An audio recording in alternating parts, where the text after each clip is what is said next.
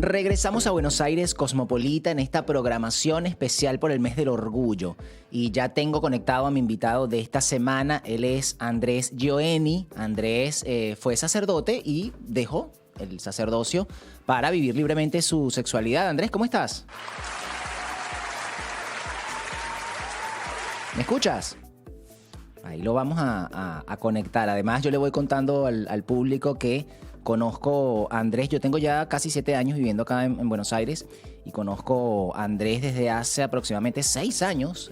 Fue una de las primeras obras de teatro en las que actué acá en la ciudad.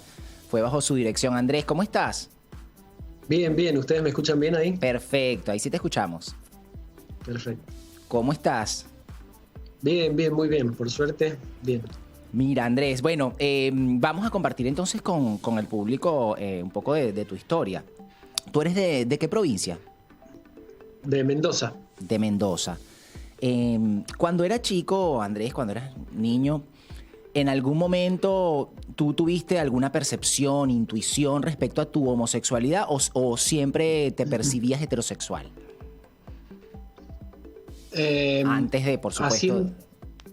¿Cómo? Sí, haciendo una retrospectiva en mi vida después de haber crecido.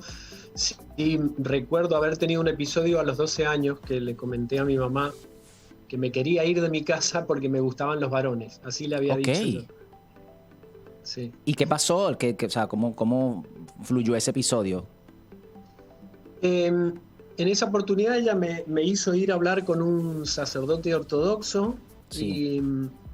Y en una conversación que, digo, fue como muy superficial, aparte como que yo no tenía muchos elementos para poder hablar con ese sacerdote, ni poder decirle más, pero creo que son ese momento puntual que recuerdo, porque después de eso lo tapé, lo negué, no lo quise ver más y fue un episodio que lo debo haber enterrado abajo de la alfombra, porque después no salió más hasta relucir cuando, bueno, me di cuenta más adelante, ya a mis 28, 29 años, claro, que lo que me estaba pasando era... Eres entonces de una familia, Andrés, muy religiosa. ¿Había ya sacerdotes en la familia, en tu historia familiar? No. Éramos una familia típica católica común, de clase media, pero no éramos tampoco de ser asiduos, de ir a misa ni nada por el estilo. Lo que pasa es que sí, mi mamá nos inscribió en un colegio religioso, sí, a los tres varones, y fuimos a un colegio privado católico de Mendoza, y ahí fue donde nos fuimos formando en la fe, pero no éramos una familia que fuera muy devota en realidad. Después, cuando yo entré a la secundaria, que entré a un colegio laico, un colegio que ya no era religioso, que era un colegio dependiente de la Universidad Nacional de Cuyo, ahí me di cuenta de que, bueno, yo quería seguir con mi formación religiosa y ahí fue que me acerqué a la parroquia cerca donde yo vivía y ahí seguí con mi formación religiosa. Claro, te preguntaba porque, bueno, fíjate, la respuesta de tu mamá no fue, por ejemplo, llevarte a un psicólogo, sino que lo conversaras con un sacerdote. Por eso te preguntaba si, bueno, era una familia muy religiosa. Claro, pero incluso creo que ella lo habló con su hermana, mi tía, que es mi madrina, y ella tenía como conocido a este sacerdote ortodoxo, como que le habían comentado que en cierta manera él podía manejar un poco la parte psicológica, entonces como que... Claro, una persona de confianza. Llevarme ahí, sí, una especie de... A ver, un curandero era. Claro, era otro tipo de medicina. Sí. Mira, Andrés, antes de entrar al seminario, ¿tú tuviste parejas mujeres? Yo estuve de novio, en mi adolescencia estuve de novio con una chica que nuestro noviazgo consistía en ir a tomar helados. Hermoso. Pero bueno, sí, nos gustábamos, teníamos una banda de amigos, todos teníamos nuestras parejas, entonces como que nos juntábamos, nos divertíamos, salíamos a bailar, etc. Y después, capaz que el noviazgo más serio fue cuando ya tenía 17 años, con una chica que ya era mayor que yo, tenía 19, y estuvimos 1 año y medio, 2, con Mari Carmen, que siempre tengo una muy buena relación y aún hoy nos seguimos escribiendo. Ella está casada, vive en España, formó su familia, tiene 2 hijas. Bien, ahora, ¿por qué, o sea, cómo decides esto de la vocación sacerdotal? O sea, ¿cómo te das cuenta de que tú quieres ser sacerdote y te inscribes en el seminario? Yo durante el último año de mi escuela secundaria, Sí. estaba estudiando el pre de medicina. Es un año que se estudia previo para ingresar a la Universidad de Medicina, que yo creía que era mi vocación. Ok. Pero ya veníamos trabajando en un barrio bastante carenciado de Mendoza, un barrio que en aquella época era un barrio bastante marginal. Y mirá, justamente con el tema que venían hablando ustedes recién, Sí. era un barrio donde era como una especie de asentamiento de aquellas personas que se fugaban de Chile y de Bolivia, sobre todo, que venían a quedarse ahí en Mendoza a trabajar sin documentación ni nada. Y era un barrio que se fue forjando con personas que venían del exterior. Claro, migrantes o refugiados.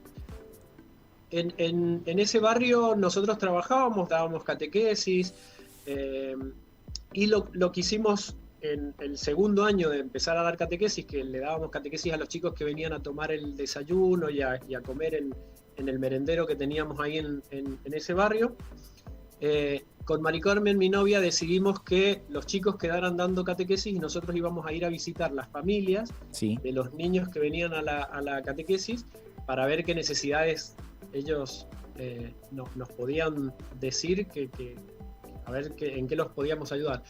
Y ahí fue donde, creo yo, surgió mi vocación, porque escuchándolos ellos nos pedían mucho, que querían bautizar a sus chicos, que querían casarse por la iglesia, que querían tener misa, que querían como ayudarse a crecer desde la fe.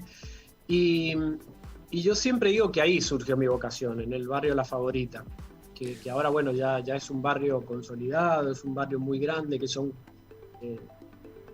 ya hay miles de personas viviendo ahí. Son otras dimensiones. Ya no es marginal, sí, ha crecido mucho. Claro, ahora Andrés, pero entonces, digamos, esa vocación estaba más orientada a la vocación de servicio. ¿O tú identificas, digamos, un vínculo de fe religioso con Dios? Porque puedes tener vocación de servicio sin necesariamente haber ingresado al seminario. Claro, sí, yo creo que en ese momento iban muy de la mano, pero como generalmente a las necesidades que yo les prestaba más atención eran las necesidades religiosas. Ellos querían que alguien los bautizara, que alguien los confesara, que les celebraran misa. Y como el párroco, el cura que le tocaba ese lugar, no nos hacía caso, porque él decía que él cuando iba a celebrar misa iban 2 o 3 personas. Entonces decía que para qué iba a invertir ese tiempo perdido en esas 2 o 3 personas que para él no era necesario ir. Entonces nosotros le decíamos, bueno, pero si va un domingo, van 2 o 3 personas, al otro domingo, cuando se enteren que está celebrando misa, van a venir más. Se van a acercar, si nosotros avisamos más y etcétera, bueno, él lo consideraba como una pérdida de tiempo. Mira. Entonces, todo eso fue lo que a mí me fue generando la movilidad de bueno, plantearme una vocación sacerdotal. Y ahí empecé como un discernimiento más a fondo con un acompañamiento espiritual y bueno, terminó derivando en entrar al seminario. En la opción sacerdotal, claro. Yo creo que en el fondo, muy en el fondo, yo capaz que no lo quería ver, yo creía que el celibato iba a ser una opción para mí, porque en realidad, yo cuando estaba con mi novia, que nos besábamos, etcétera, tampoco era que hubiera una efusión de parte mía de una necesidad de tener algún tipo de relación o de contacto sexual. Entonces creía en ese momento, con mis 17 años, 18 años, que que iba a ser posible el celibato. Sin saber, no era consciente tampoco de qué es lo que me iba a conllevar eso más adelante. Claro, entonces entras a los 18 años al seminario. Cuando termino la secundaria. Cuando terminas la secundaria. Perfecto. Exactamente. ¿Cuánto dura un seminario? ¿Una formación sacerdotal? Y son 8 años. Claro, ¿tú terminaste el seminario? ¿Lo hiciste completo? Sí, claro. Correcto. Yo terminé el seminario, me ordené de sacerdote y en mis 8 años del seminario, bueno, en realidad se pueden dividir como en 4 años de filosofado, de filosofía, y 4 años de teología. Pero lo que se ha hecho en los últimos años es tratar de irme echando las materias y los tratados para que no se hagan tan brusco el paso de la filosofía a la teología. Claro.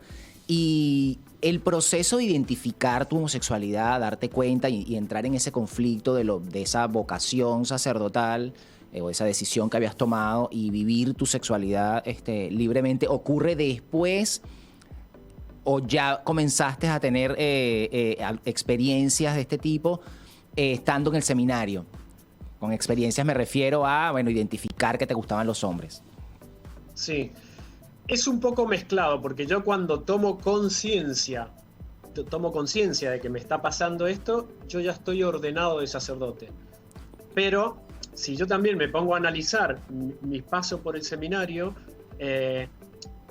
como que había un doble mensaje adentro mío, porque por un lado yo era bastante homofóbico dentro del seminario.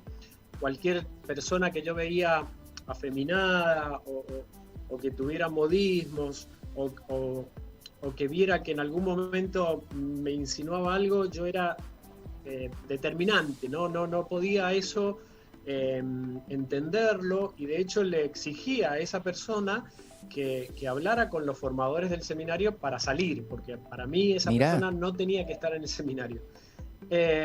Pero también tengo recuerdos dentro del seminario de tener ganas de acercarme más a algunos compañeros porque me atraían físicamente.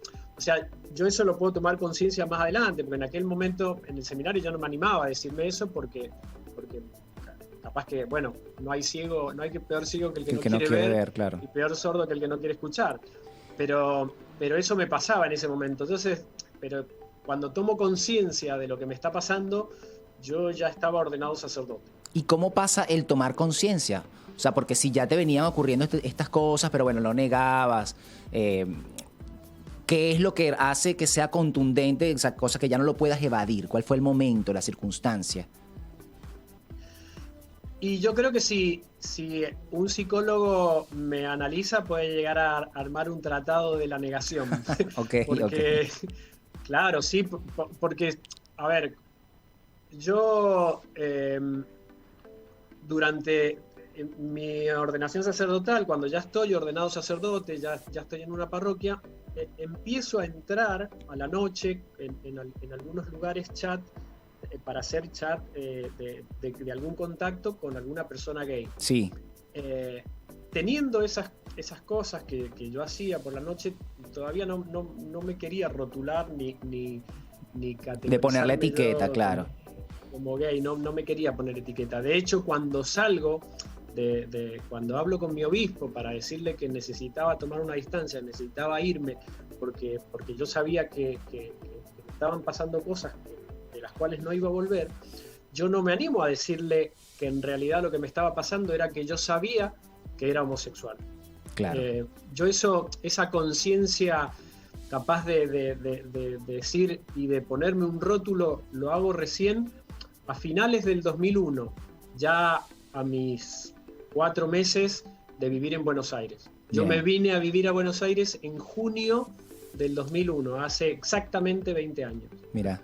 Hace exactamente 20 años yo huía de Mendoza sin saber bien clara cuáles eran las razones por las cuales yo me iba, y me venía a vivir a Buenos Aires directamente con una mochila a vivir en una plaza. No tenía dónde quedarme ni nada por el estilo, y yo había decidido del día a la noche cortar con todo y bueno, tomarme este tiempo que a mí me iba a hacer darme cuenta de qué es lo que me estaba pasando. Pero yo estaba viviendo como una crisis interna muy fuerte, que estaba todo mezclado, porque yo me daba cuenta, no sabía qué era la causa o la consecuencia, pero yo me daba cuenta que no estaba pudiendo dormir, que no me estaba pudiendo concentrar en mis tareas pastorales, en el ministerio sacerdotal.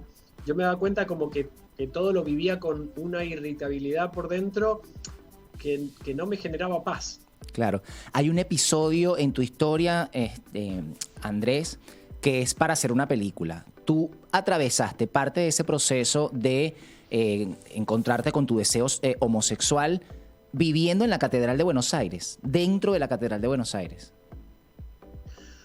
Claro, como yo no tenía dónde quedarme a dormir, ni conocía gente, ni podía pagarme un departamento, ni nada por el estilo, cuando el sacerdote que estaba a cargo de la catedral se entera de que yo decidía venir a Buenos Aires, él me ofrece quedarme a dormir un tiempo en la catedral. Yo la única condición que le dije fue, te lo agradezco con todo el alma, pero lo que no quiero es estar en contacto con la iglesia, no quiero dormir en la comunidad sacerdotal, no quiero estar en donde ustedes están viviendo, no quiero vivir en la casa parroquial. Entonces él me ofrece quedarme, que siempre ese es el momento, digo, que fue crucial en mi vida, es como el plot point, el momento bisagra en mi vida, que fue dormir en como una especie de altillo, una especie de sacristía que está al lado del órgano de la Catedral de Buenos Aires.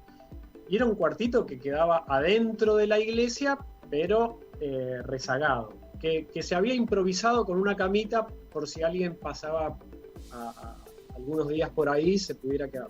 Claro. Y ahí fue donde sí, pasó esos momentos que eran de encierro, de llorar. Creo que esos 3 o 4 días fueron los peores de mi vida y los mejores a la vez, porque fueron el proceso de transformación, claro.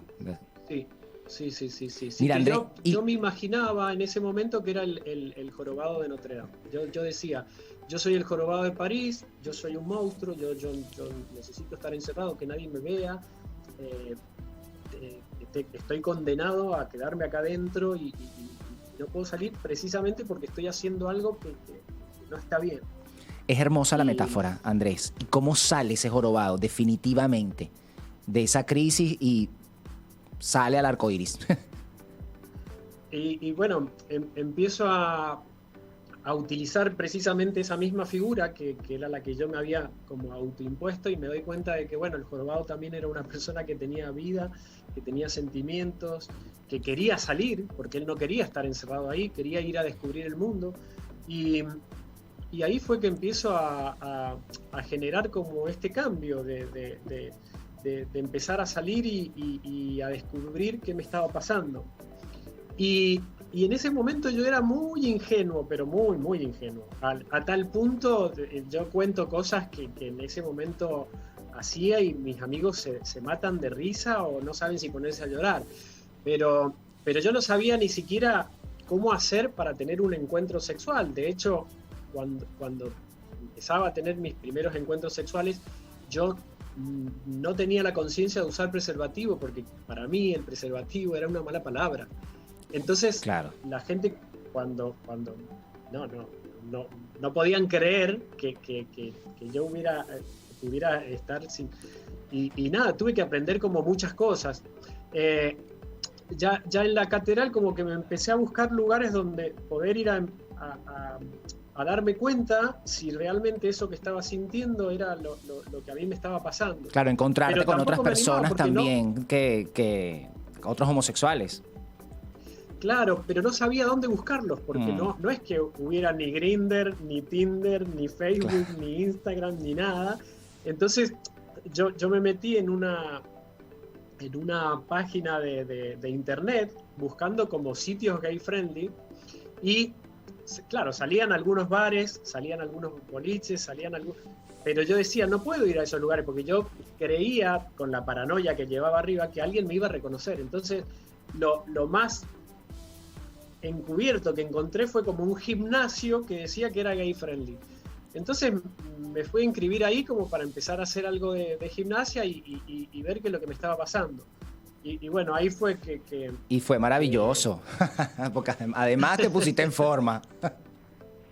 sí, claro, ahí fue donde empecé como a descubrir, bueno, aquellas primeras personas homosexuales bueno, no eran tan monstruos como yo me las imaginaba Claro. y lo que me habían contado, etcétera. Sí, un Mira, proceso muy lento el mío. claro, mira, Andrés, yo estoy aquí apretadísimo con el tiempo en este programa porque las entrevistas han estado muy buenas. Ya tengo que dar paso al programa siguiente, pero quiero cerrar este encuentro con vos con esta siguiente pregunta. Tiene que ser rapidito, Andrés.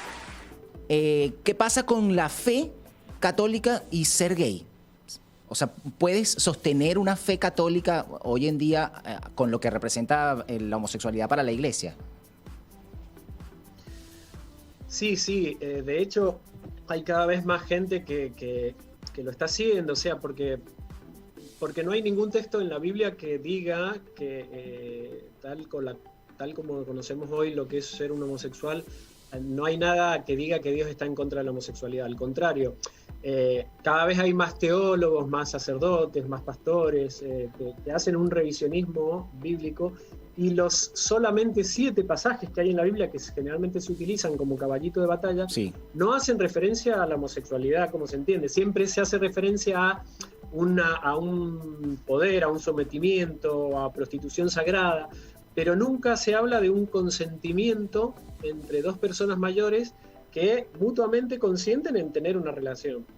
Y de hecho, tampoco hay ningún pasaje dentro del Evangelio, que vendría a ser como en los lugares donde habló Jesús, donde se condene una relación entre dos personas.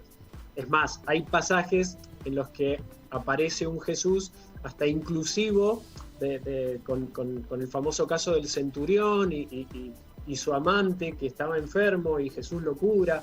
Entonces, como que es difícil ir dando los caminos después de 2000 años de que la Iglesia haya sentenciado y dicho tantas veces que es un pecado contra la naturaleza. Pero bueno, es tiempo dentro de la Iglesia y ya se está haciendo, y hay cada vez más gente que lo está haciendo y más comunidades inclusivas que se están dando cuenta de que hay que, bueno, volver a pensar qué es lo que es la naturaleza, para saber que Dios nos creó a cada uno únicos, irrepetibles, y dentro de esa irrepetibilidad y dentro de esa unicidad está también nuestra identidad de género. Claro, y además la premisa es efectivamente el amor.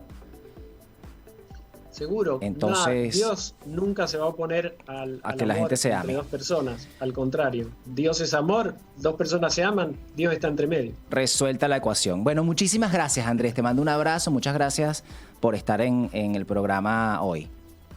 No, abrazos a vos, Fernando, gracias, y a toda la gente que está escuchando. Yo invito a todos a que se queden a escuchar Grandes Chicas y que ellas no me vayan a matar porque yo les estoy comiendo el tiempo de este programa. Ya les voy acumulando minutos de las semanas anteriores. Por favor, no me odien. Aquí los dejo con este programa de Grandes Chicas. Muchísimas gracias. Esto fue Buenos Aires Cosmopolita. Buena gente, buenos encuentros.